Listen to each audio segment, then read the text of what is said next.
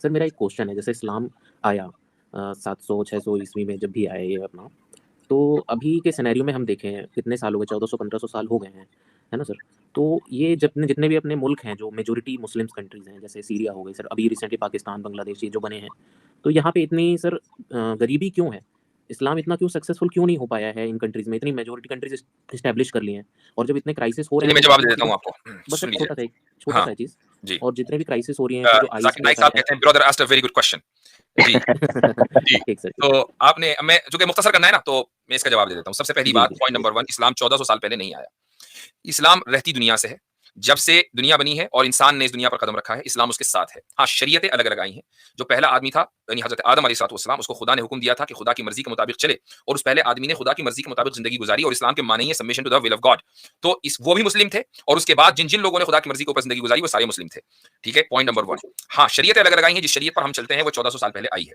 अच्छा, अब आप ये कहते हैं कि भई चलो इसी शरीयत को मान लेते हैं कि ये इस्लाम है, लेकिन बहुत सारे मुस्लिम कंट्रीज़ हैं, तो वो तो कामयाब नहीं है, ठीक है? उनके यहाँ गुर्बत है वगैरह-वगैरह और आपने मिसाल के तौर जी, पर जी। पाकिस्तान का नाम रखा, आपने मिसाल के तौर पर सीरिया का आपने आपने एग्ज़ाम्पल दी।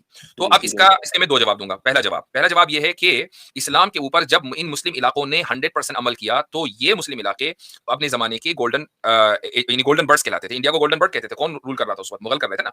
इसी तरीके से आप अगर खिलाफत अब्बासिया देखें, खिलाफत बनु उमैया देखें, खिलाफत उस्मानिया देखें, ये वो पीरियड है जो इस्लाम का गोल्डन एज है कि जिसमें जो मुसलमान थे, उनके पास पावर थी, उनके पास तरक्की थी, उनके पास बिल्डिंगें थी, उनके पास आर्किटेक्चर था, हर चीज़ उनके पास हुँ, थी हुँ। और यूरोप उनके पास आकर सीखता था। ठीक है?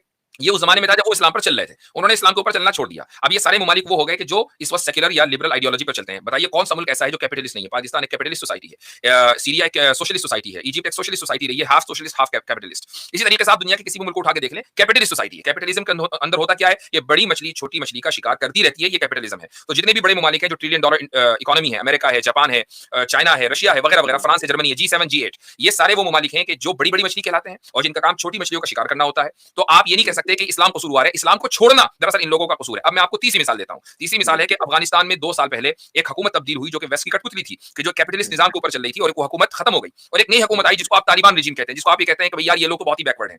उन्होंने हुकूमत शुरू की, बेसरो-सामानी के आलम में हुकूमत शुरू की, उनका कोई कनेक्शन दुनिया से नहीं है, उनको किसी दुनिया की हुकूमत ने तस्लीम नहीं किया, उनके जो असासे हैं सारे के सारे फ्रीज़ कर दिए गए अरबों डॉलर के असासे। इसके बावजूद जी, जी। आज आप देखें अफगानिस्तान की करेंसी पाकिस्तान की करेंसी से मजबूत है।